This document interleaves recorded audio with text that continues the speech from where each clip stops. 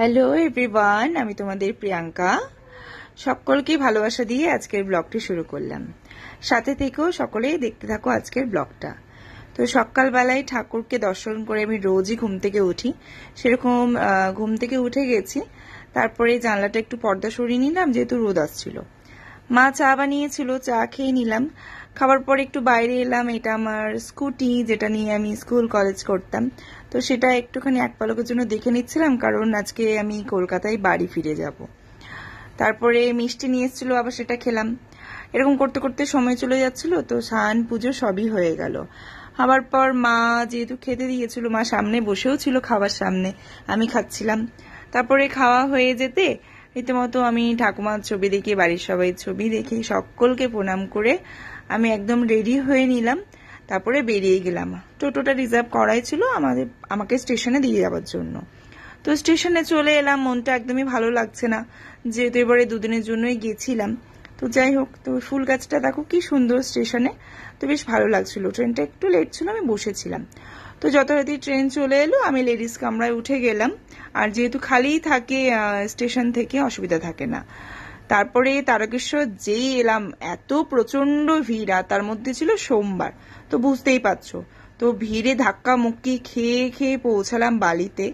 আবার বালির থেকে দক্ষিণেশ্বর পর্যন্ত এত জ্যাম ছিল আজকে, কি বলবো। রাস্তায় নাকি একটা প্লেন দাঁড়িয়ে ছিল, সেটাকে নিয়ে কোথায় যাওয়া হবে জানি না। তো দক্ষিণেশ্বর অবধি প্রচুর জ্যাম, মানে 1 ঘন্টার মতো। তারপরে চেনা রাস্তা দিয়ে বাড়ি চলে এলাম। আসার পরেও তো শান্তি নেই, মানে আমি বাড়ি পৌঁছেছি 5টা, আর আমার ক্লাস ছিল 5:30, মানে 5:30 থেকে। তো যথারীতি কি করব, মানে এসেই একটুখানি স্নান করে নিলাম, ফ্রেশ হয়ে নিলাম, কারণ প্রচন্ড গরম আর ঘাম। আর আমার পাশেই যারা সব বসেছিল, ওনারা যেহেতু সোমবার শিবের পুজোর ওখানে গেছিল তারকেশ্বরে, তো সবার জামা কাপড়ই না খুব ভেজা ছিল। তো আমিও প্রায় অর্ধেক ভিজেই গেছিলাম। তাই ভাবলাম স্নানটা করে নিই। যাই হোক, স্নান টান করে ফ্রেশ ট্রেশ হয়ে আমি বেরিয়ে গেলাম ক্লাসের উদ্দেশ্যে। তো তখন বৃষ্টিটা হচ্ছিল না আমি যখন বেরোলাম, তো ওই জন্য ছাতাটা ক্যারি করিনি। তো পৌঁছে গেছি আমি স্টুডেন্টের বাড়িতে। আজকে বাইরে আমার একটাই ক্লাস ছিল, তো সেই ক্লাসে আমি চলে এলাম। এই পুচকেটার শরীরটা ভালো ছিল না, তোমাদের আগের ব্লগে আমি বলেছি। তো এখন একটু ভালো আছে, তো একটুখানি পড়ে নিল। তারপর ওকে পড়িয়ে ওর বাড়ি থেকে আমার বাড়ি যেহেতু 2-3 মিনিট, তো আমি বাড়ি চলে এলাম, একটু ফ্রেশ ট্রেশ হয়ে নিলাম। তারপরে এসেই আমি দেখো এই 7:15 নাগাদ বাজছে। কি করব, আমি দেখি এসে এত ম্যাচ হয়ে আছে, মানে সোফা টোফা। আর বাড়িতে স্টুডেন্টরা পড়তে আসবে, সন্ধ্যেবেলায় বাড়ি ব্যাচ হয়। তো কি করলাম, সেগুলো সব একটু গুছিয়ে রাখছিলাম। পেপারগুলো অগোছালো হয়ে এদিক ওদিক পড়ে থাকে, জানোই তো মেয়েরা বাড়িতে থাকলে কি অবস্থা হয়। তো যাই হোক, জানলাগুলোও খুনিয়ে নিলাম, কারণ কি গরমও হচ্ছিল রুমটা। আমি যেহেতু 5টার সময় এসেছিলাম, তো আধা ঘন্টার মধ্যে এত কিছু কাজ করতে পারিনি, যেহেতু আমি ফ্রেশ হয়ে আমাকে ক্লাসে বেরোতে হয়েছিল। তো ইভিনিং এ এসে আমি সবকিছু গুছিয়ে নিচ্ছিলাম। হাতের ঘড়িটা অবধি আমার খোলা হয়নি। তো যেখানে জিনিস সেখানে রাখলে না ভীষণ সুবিধা হয়। আর তোমরা জানোই, যারা আমার ডেইলি ব্লগ দেখো, যে আমি খুব মানে গুছিয়ে রাখতে ভালোবাসি।